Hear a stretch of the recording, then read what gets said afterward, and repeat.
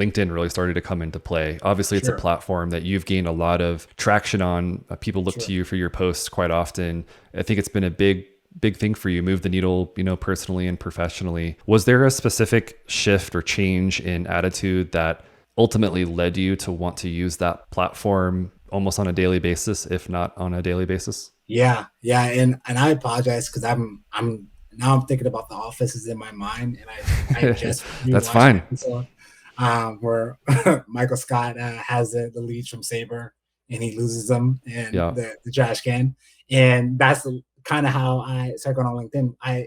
We were getting leads, and the leads weren't what I needed. It was difficult to get phone numbers and people on traction, and LinkedIn is this weird thing where nearly anyone's accessible.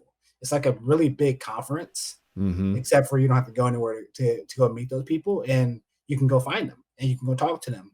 And so for a lot of the people that I was calling into, financial advisors, tax advisors, those people were not only accessible, they wanted you to reach out to them because they're kind of like salespeople in some capacity. You know, the more tax advisor talks to someone, or financial advisor talks to someone, the more money they get as well. Their business is more profitable. So I found that my lead source wasn't great, but LinkedIn was this great lead source where I can go really touch and interact with anyone. So that was like, okay, let's try to figure out how I can like leverage this better. So that was like the first like, oh, the light bulb went on. Oh, I can use this better. And it started just as that, like very simplistic. Let's use LinkedIn to get more leads.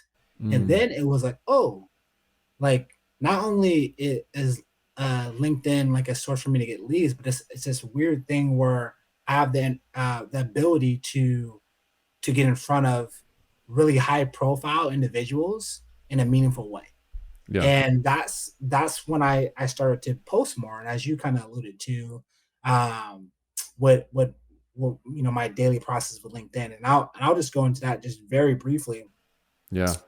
As I look at LinkedIn, as I think about LinkedIn, I think my first thought about LinkedIn, and I think most salespeople, maybe most business owners, first perspective of LinkedIn is this is lead generation, and I think that's um, a overly simplistic way to think about LinkedIn. I think about LinkedIn again like a really big conference, and a really big conference doesn't necessarily mean I'm going to come away with 100 leads. So you have people at a conference who have a booth who just want to, create awareness. You have people at a conference who they come and they actually don't want to create awareness. They don't want to get leads. They just want to know more information. You have people at a conference who come there and all they want to do is get leads. You have people there with some mixtures all in between there. And so now you have the ability to go say, okay, LinkedIn is all of those, right? But it's not just one of those.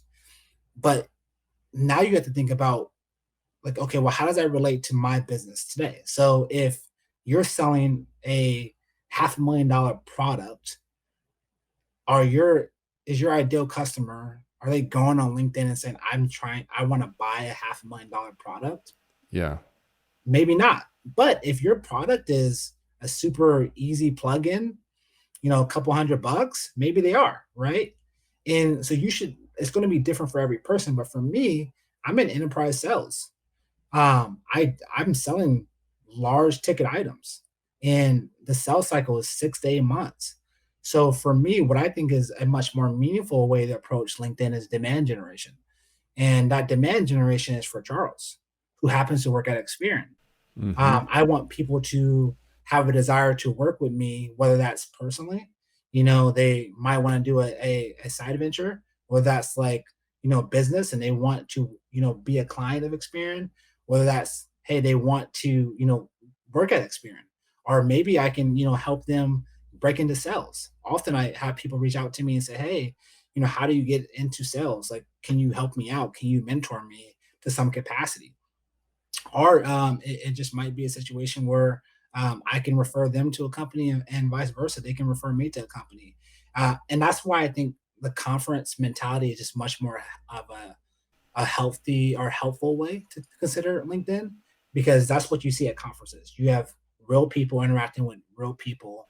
Yeah. And and you let the opportunities that uh, result from that happen as they may. But lead generation, I think, is a little bit too static and a little bit too cold to consider LinkedIn Hmm. because you're dealing with humans, Yeah. and no one wants to feel like they're just a lead, in my opinion.